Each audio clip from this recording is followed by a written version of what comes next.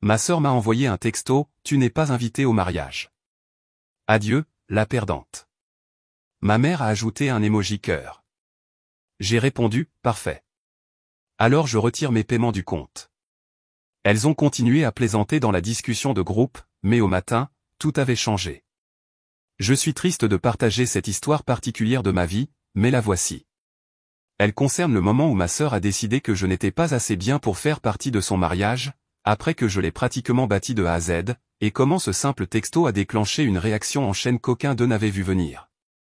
Ni elle, ni mes parents, ni même moi. C'est arrivé un jeudi ordinaire alors que j'étais chez Carrefour. Je ne cherchais rien d'important, je me promenais simplement après le travail pour me vider la tête. J'avais un panier avec quelques bougies et des barres protéinées. Je ne pensais ni à Chloé, ni au mariage, ni au fait que je n'avais pas eu de ses nouvelles depuis quelques jours. Tout semblait normal. Puis mon téléphone a vibré. C'était la discussion de groupe que nous avions créée pour le mariage, celle intitulée « Équipe mariage familial ». Je l'ai ouverte en m'attendant à voir quelque chose sur le dîner de répétition, peut-être une question sur les chemins de table. À la place, j'ai vu 6 mots qui n'avaient aucun sens au début, tu n'es pas invité. Adieu, la perdante. Juste ça. Sans contexte, sans explication. Ma sœur, Chloé, l'avait envoyé comme si elle commandait un café. Et juste en dessous, ma mère avait ajouté un emoji cœur. Même pas une phrase, juste un cœur. Comme une sorte de saut d'approbation pervers. Je suis resté là, figé au milieu du rayon des encas, à le relire encore et encore. J'ai attendu que quelqu'un dise que c'était une blague ou que le téléphone de Chloé avait été volé ou piraté, mais personne ne l'a fait. La discussion est devenue silencieuse. J'ai posé mon panier sur une étagère au hasard et je suis sorti du magasin sans dire un mot à personne. Cette nuit-là, je n'ai pas répondu. J'ai observé. Quelques heures plus tard, elle discutait de nouveau dans le groupe comme si de rien n'était. Chloé a publié un réel d'une mariée qui riait. Ma mère a écrit, tellement vrai, tout ça. Mon père a dit, enfin, plus de drame. C'est là que j'ai su que ce n'était pas une erreur. Elle le pensait. Elle voulait que je parte. Elles avaient cependant oublié une chose, après tout ce que j'avais fait. C'est moi qui payais pour la majeure partie. Le lieu de réception, ma carte de crédit. Cette robe à 1800 € dont Chloé était obsédée? J'avais versé la compte. Les fleurs, les menus de dégustation, les faire-part calligraphiés, et même les fichus échantillons de gâteaux, tout venait de moi. Chloé disait toujours qu'elle me rembourserait dès que les cadeaux de mariage commenceraient à arriver. Mes parents disaient qu'ils contribueraient quand ils le pourraient, mais ils ne l'ont jamais fait. Je gardais les reçus, au sens propre du terme.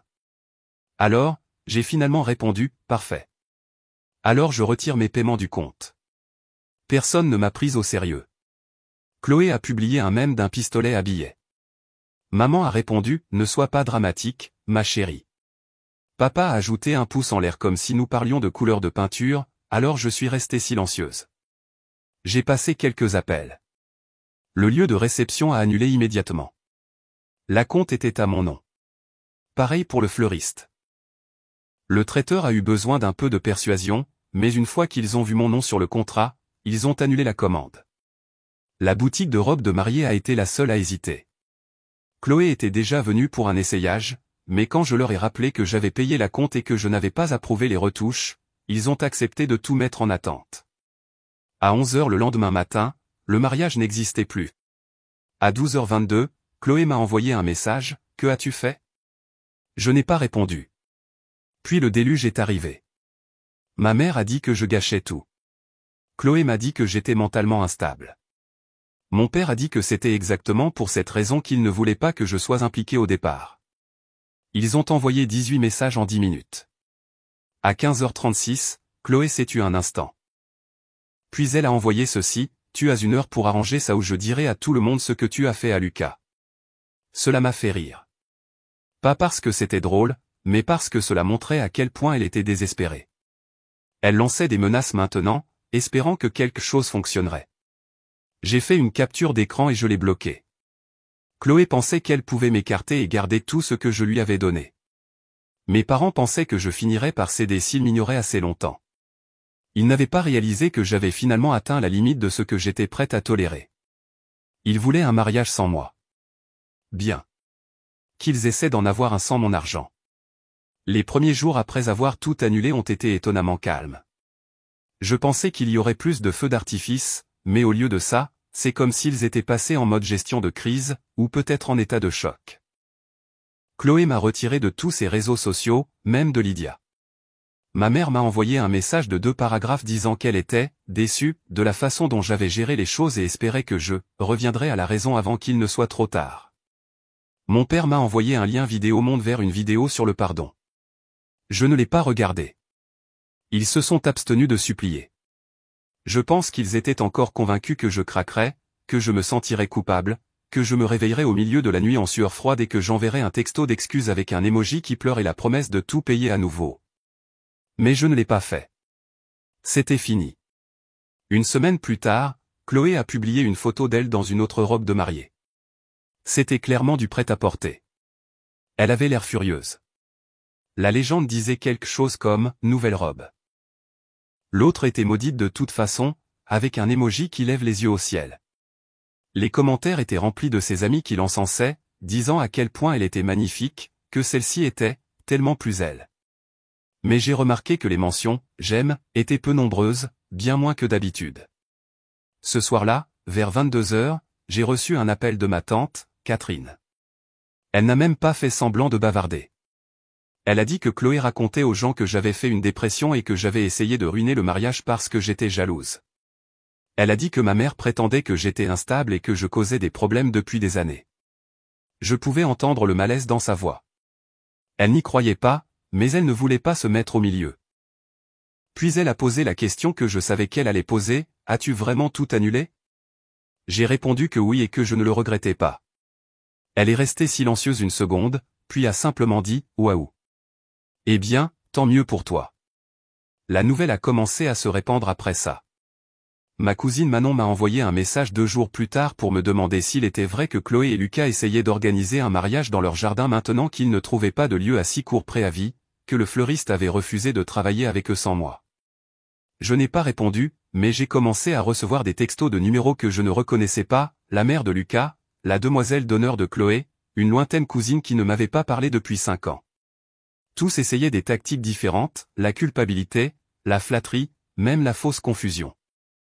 Salut, j'ai entendu dire qu'il y a eu un malentendu avec l'organisation. Je voulais juste savoir si tu allais bien. Chloé a dit que tu prenais du recul. Veux-tu que j'aide à arranger les choses ? Vraiment désolé pour le drame. On sait tous comment sont les mariages. J'ai ignoré tout le monde. 3 jours avant ce qui était censé être la date du mariage, ma mère s'est présentée à mon appartement. Je n'ai pas ouvert la porte. Elle est restée dehors pendant près de 15 minutes. Je l'ai observée à travers le judas. Elle a sonné 2 fois, puis est partie. 10 minutes plus tard, elle m'a envoyé un texto, « S'il te plaît, parle-nous. On peut encore arranger ça. » J'ai fixé ce message pendant un long moment. J'ai pensé aux années passées à être traité comme un portefeuille sur pattes, à la façon dont ils s'attendaient toujours à ce que j'aide parce que j'avais un emploi stable et pas de mari ni d'enfant, à la façon dont ils m'ont utilisé encore et encore en appelant ça de l'amour. Puis j'ai effacé le message. Qu'ils se débrouillent. Le mariage était compromis, leur budget était épuisé et le temps pressait. Ils voulaient me mettre à l'écart. Maintenant, ils pouvaient voir jusqu'où ils iraient sans moi. 2 jours avant le mariage, j'ai reçu une demande de paiement Lydia de Chloé, 7 000 €. Pas de message, pas de contexte, juste le montant, comme si j'étais une commanditaire de mariage qui avait oublié d'envoyer son don. Je l'ai refusé. 10 minutes plus tard, une autre est arrivée. Même montant. Toujours rien d'écrit. Je l'ai refusé aussi. Et cette fois, je l'ai complètement bloqué sur Lydia. Cela a rendu les choses réelles. Je pense que c'est à ce moment-là que le changement s'est produit.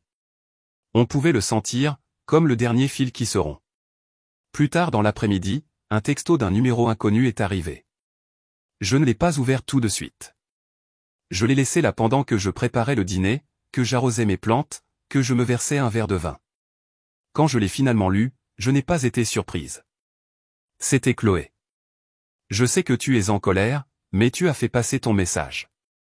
Nous sommes déjà engagés dans certaines choses. Le fait que tu annules tout ne fait que tout gâcher pour moi. S'il te plaît, ne détruis pas mon avenir juste pour te venger. Cette dernière phrase, ne détruis pas mon avenir. Comme si c'était moi qui brandissais la boule de démolition.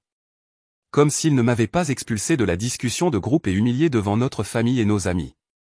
Comme s'il n'avait pas ri quand j'ai dit que je me retirais. Je n'ai pas répondu. J'ai bloqué le numéro. Ce soir-là, j'ai reçu un appel du lieu de réception, celui que Chloé avait tant aimé qu'elle avait pleuré pendant la visite. La femme au téléphone était calme mais directe. Quelqu'un avait appelé en se faisant passer pour moi, demandant d'annuler l'annulation. Lorsqu'elle a demandé une vérification d'identité par courriel, ils ont raccroché. Elle voulait juste me faire savoir qu'elle avait signalé le dossier. Je l'ai remerciée. Elle n'a pas posé de questions. Ils essayaient de réparer les dégâts discrètement, mais tout avait été à mon nom, chaque signature, chaque courriel, chaque confirmation de paiement. J'avais tout géré, et maintenant ils étaient aux abois. Le lendemain matin, ma boîte de réception contenait un long courriel de mon père. Objet, arrangeons ça. Il commençait par de plates excuses, du genre de celles que l'on écrit quand on essaie de manipuler quelqu'un sans en avoir l'air. Il disait que les mots de Chloé avaient été impulsifs, que les tensions avaient été vives, que le message n'était pas destiné à me blesser, même s'il l'avait clairement fait. Puis il a dit qu'il comprenait ma frustration, mais que je devais voir la situation dans son ensemble.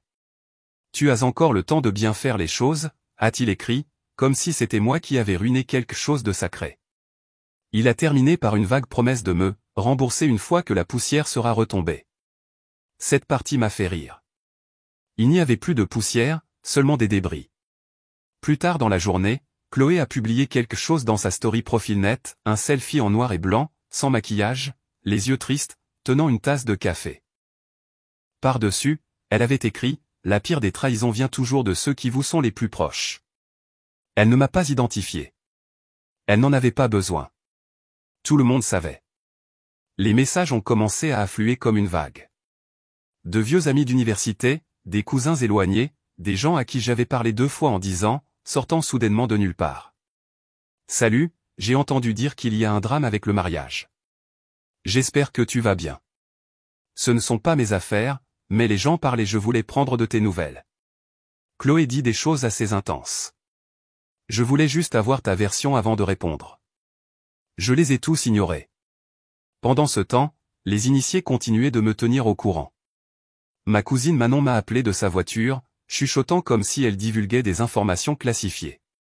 L'idée du mariage dans le jardin s'était effondrée. Le voisin avait appelé la mairie après avoir vu toutes les chaises pliantes et une tente géante installée sans permis. Un commissaire des incendies était passé et avait tout fait arrêter. La société de traiteurs avait mis le nom de Chloé sur liste noire après qu'elle ait essayé d'utiliser mon ancienne facture comme preuve qu'elle avait un compte chez eux. La boutique de robes ne voulait pas libérer la robe tant que le reste du sol n'était pas payé. Personne n'avait ce genre d'argent sous la main.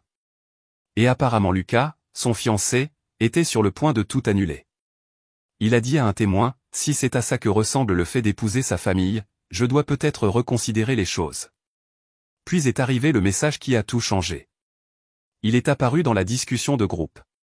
Je n'étais jamais parti, je ne pense pas qu'ils aient réalisé que je pouvais encore le voir. Ma mère, on ne peut pas faire ça sans elle. Ce n'est pas possible, Chlo. Chloé, et alors? On la supplie, c'est ça? Papa, on lui propose de la rembourser. Elle finira par céder.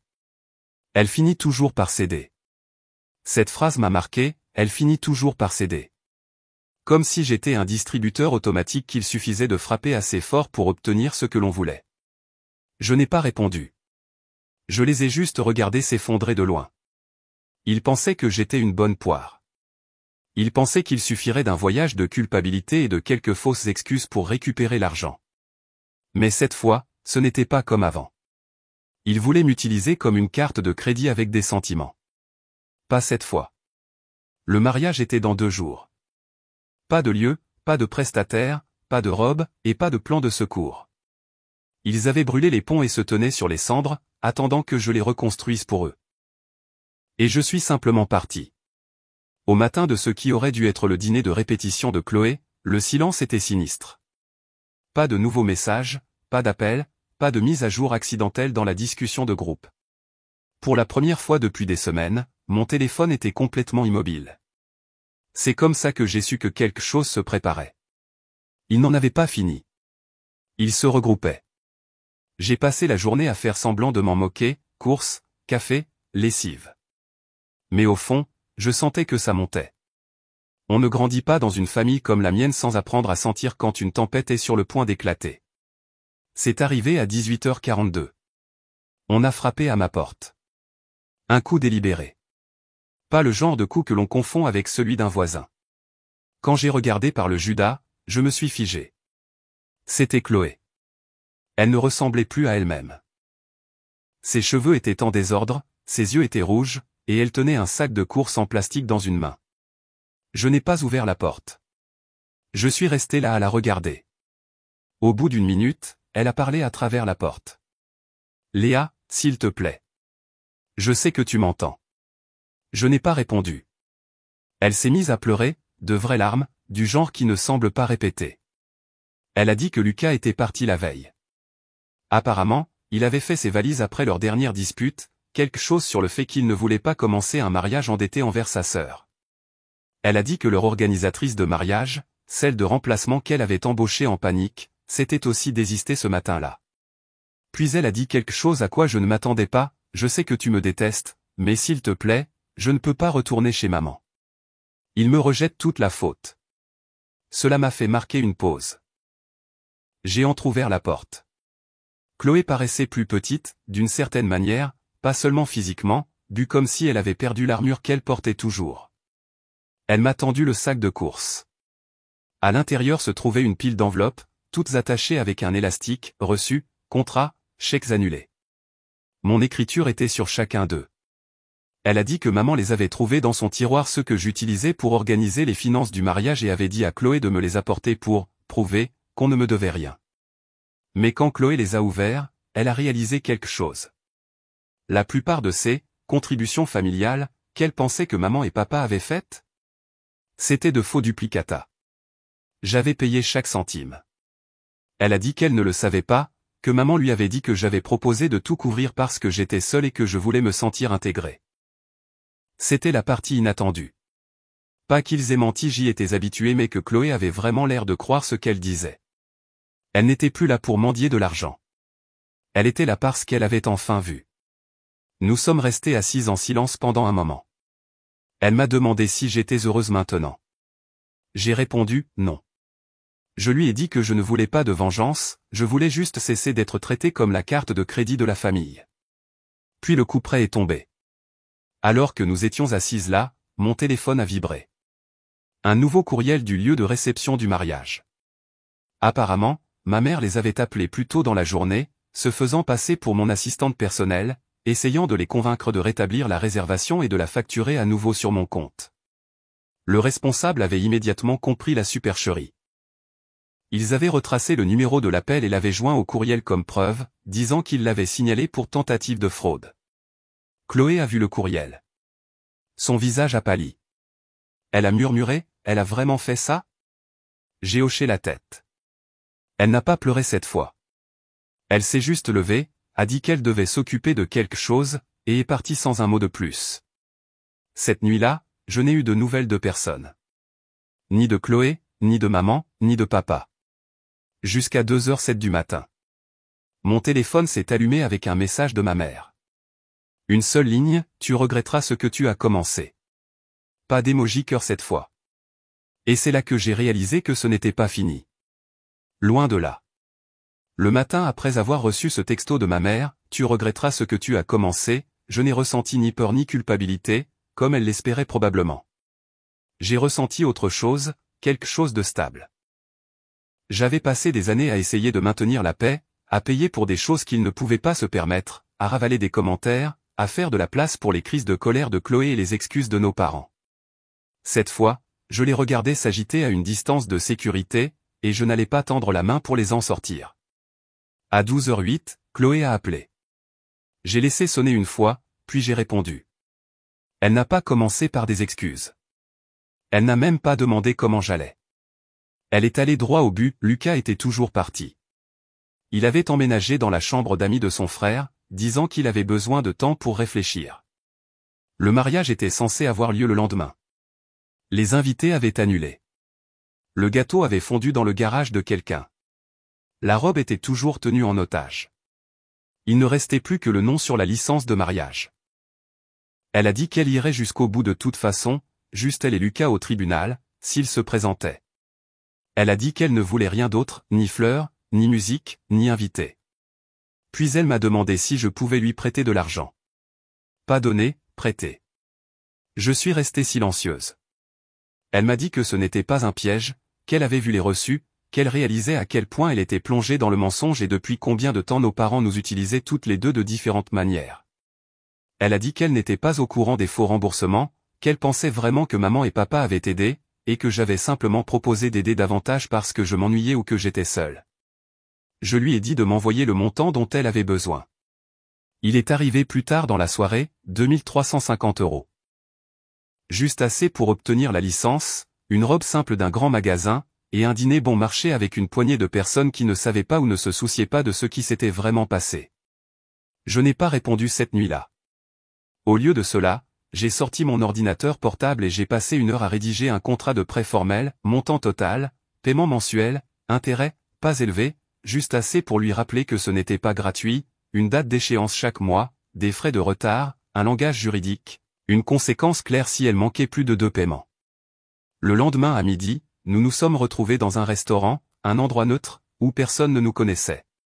Elle est arrivée, l'air diminué, sans maquillage, des cernes sous les yeux, portant un sweat à capuche avec les cheveux en chignon. Elle n'a rien commandé.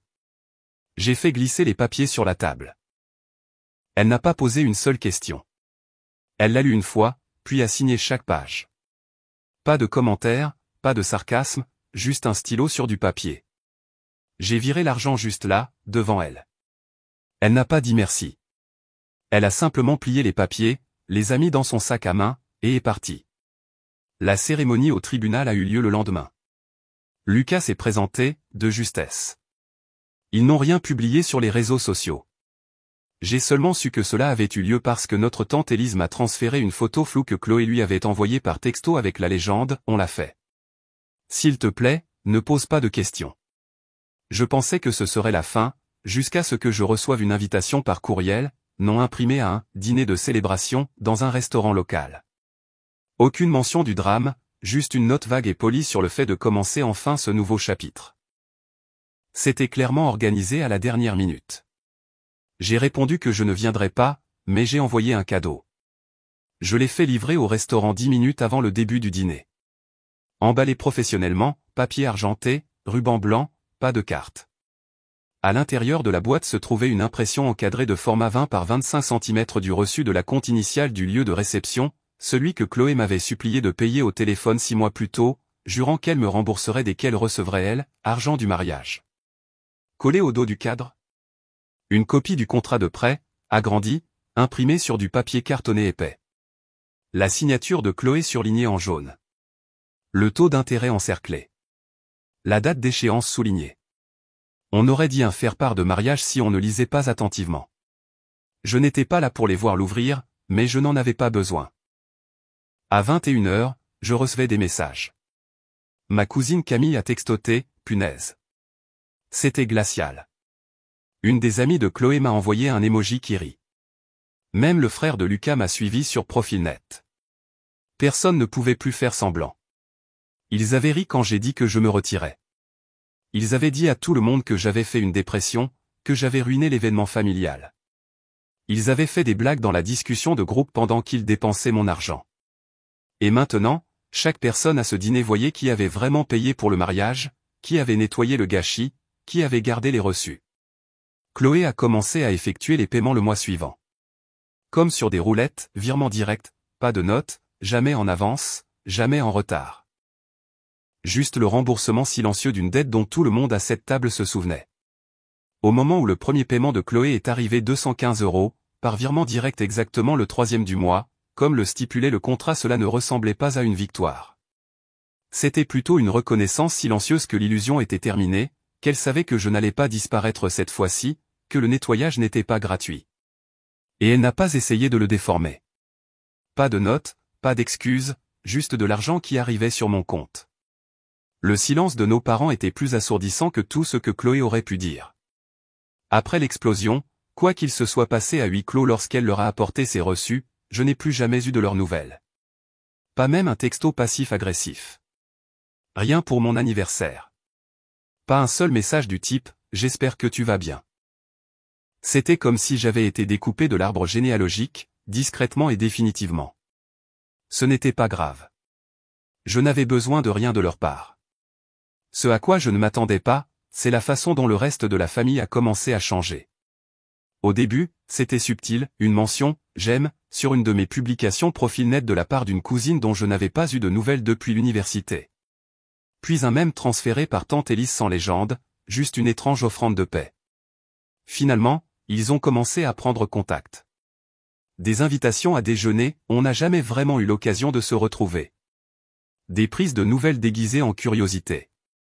Je ne me suis pas précipité pour répondre. Je les ai laissés s'asseoir avec leur malaise pour une fois.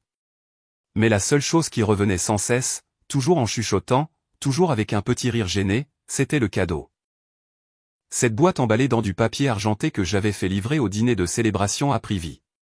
Apparemment, quelqu'un a filmé Chloé en train de l'ouvrir. Le petit ami d'une cousine l'a capturé sur son téléphone. Personne ne s'attendait à ce que ce soit quelque chose de grand, c'est pourquoi la pièce est devenue silencieuse lorsqu'elle a sorti le reçu de la compte encadré et l'a retourné pour voir le contrat de prêt agrandi. On pouvait entendre des chaises grincer, des verres teintés. Une tante a dit de manière audible « Oh mon Dieu ». La vidéo n'a jamais été mise en ligne, mais les gens se la sont transmise en message privé comme un artefact familial. Lors d'une fête d'anniversaire 2 mois plus tard, quelqu'un que je connaissais à peine m'a demandé « Attends, c'est toi qui as envoyé le cadre au dîner de mariage ?» Et quand j'ai dit oui, elle a simplement souri et dit « Iconique ». Chloé ne l'a jamais mentionné, mais elle ne l'a jamais jeté non plus. D'après ce que j'ai entendu, Lucas l'a forcé à le retirer après qu'ils aient emménagé ensemble, disant que c'était une « mauvaise énergie ».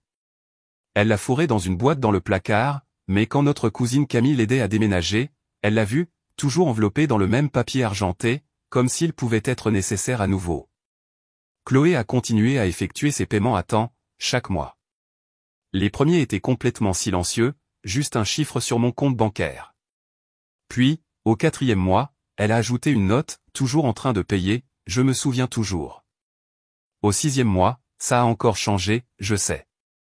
Juste ça. Cela n'est jamais redevenu amical entre nous. Nous ne sommes jamais redevenus des sœurs comme les gens s'y attendent. Il n'y a pas eu de réconciliation de vacances, pas d'étreinte larmoyante autour d'un verre de vin et de pardon.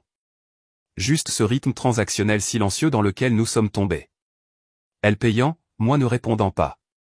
Et honnêtement, c'était plus une conclusion que je n'aurais jamais cru obtenir. Mes parents ne me parlent toujours pas, mais je sais qu'ils entendent parler de moi. Chaque fois qu'il y a une réunion de famille, un barbecue, une fête prénatale, n'importe quoi, quelqu'un en parle. Pas du drame, pas de la dispute, pas même du prêt. Du cadeau. L'histoire qui ne veut pas mourir. Ils disent à quel point c'était froid, calculé, brutal. Ils le disent comme si c'était une mauvaise chose, mais le ton change toujours quand ils réalisent que j'ai gardé les reçus, littéralement. Que je les ai forcés à se souvenir. Que je n'ai pas crié, que je ne me suis pas disputé, j'ai juste envoyé un paquet, et ils le déballent depuis lors. Chloé finira de payer le prêt dans 16 mois. Il n'y a rien qu'elle puisse dire pour effacer ce qui s'est passé. Et je n'ai pas besoin qu'elle le fasse, car la vraie dette n'est pas l'argent, c'est le souvenir. Et celui-là, c'est à moi de le garder.